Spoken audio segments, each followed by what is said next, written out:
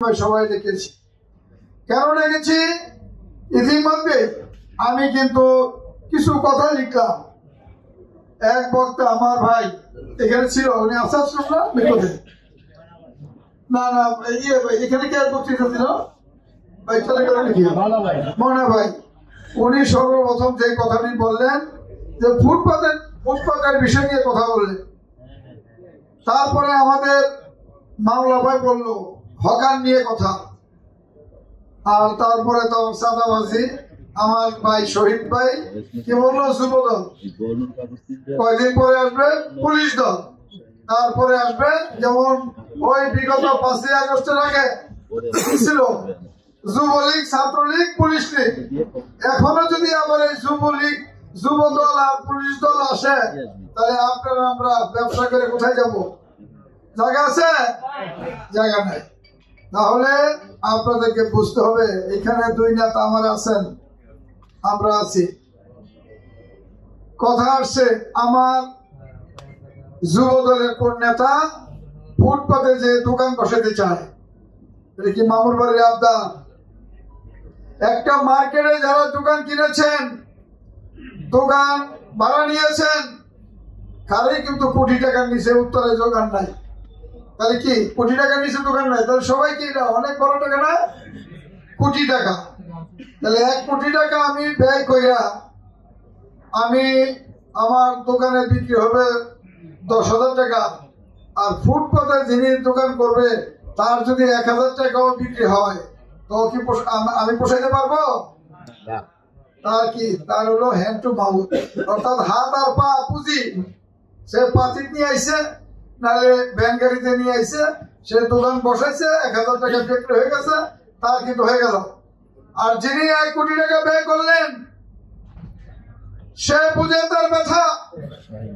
তার হয়তো ব্যাংকের ঋণ রয়েছে, আর নচে তার ওই মাস গেলে বিদ্যুৎ বিল দিতে হবে, কর্মচারীর বেতন দিতে হবে, তার অনেক রকমের ব্যথা।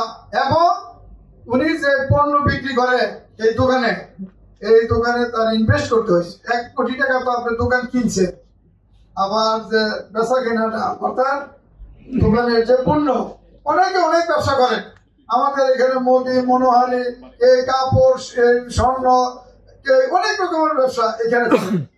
কিন্তু দেখা গেল কি একজন হকার যদি আইসা আমার এই ফুটপাতে বসে আমার দোকানের সামনে, আমি যুবদল করি, আগের লীগ ছিল যুবলীগ, আর এখন দিন পাল্টাইছে অনেক কিছু যুবদল, আগে কি ছিল ছাত্রলীগ, ওখানে ছাত্রদল।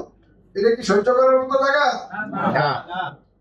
প্রিয় ভাই এবং বোনেরা, আপনাদেরকে উদ্দেশ্য করে বলতে চাই, সেই দিন আর নাই, সেই দিন আর আসবে না। আমরা এখানে যারা আছি, আমার সদস্য সচিব শহীদ ভাই বক্তৃতা দেওয়ার পরপরই বললো কফির নাম লেখো। ইনশাআল্লাহ আপনাদের উদ্দেশ্যে বলতে চাই সবাইকে, চাঁদাবাজির দেশ এটা না, চাঁদাবাজি উত্তরে হবে না,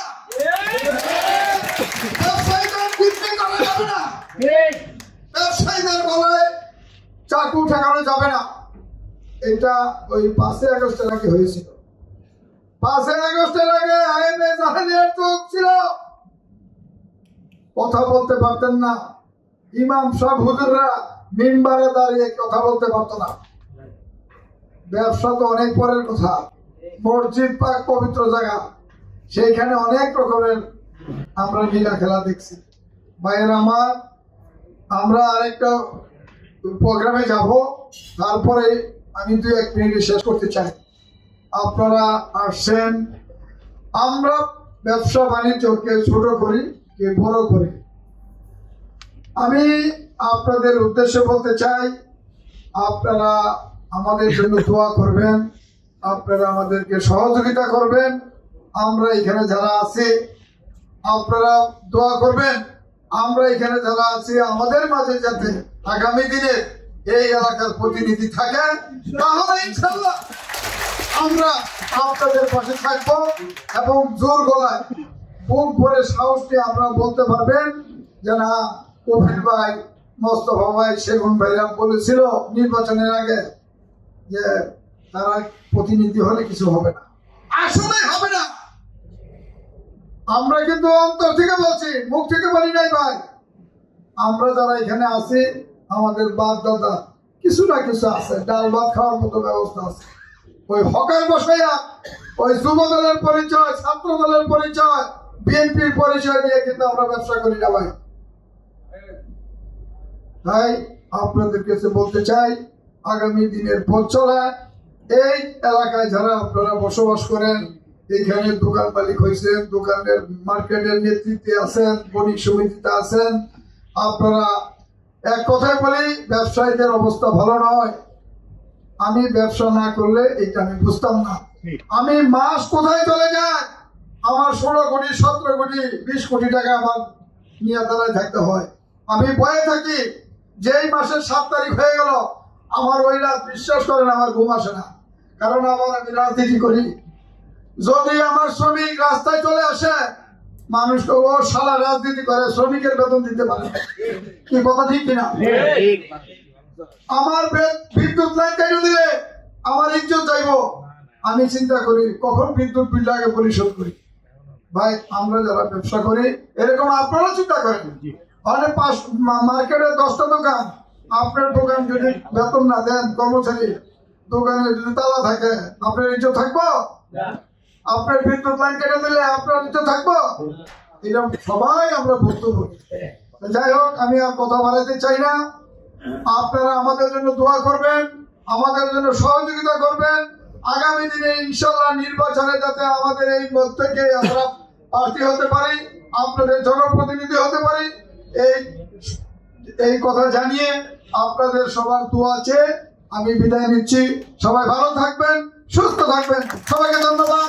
আসসালামু আলাইকুম ওয়া রাহমাতুল্লাহি ওয়া বারাকাতুহু।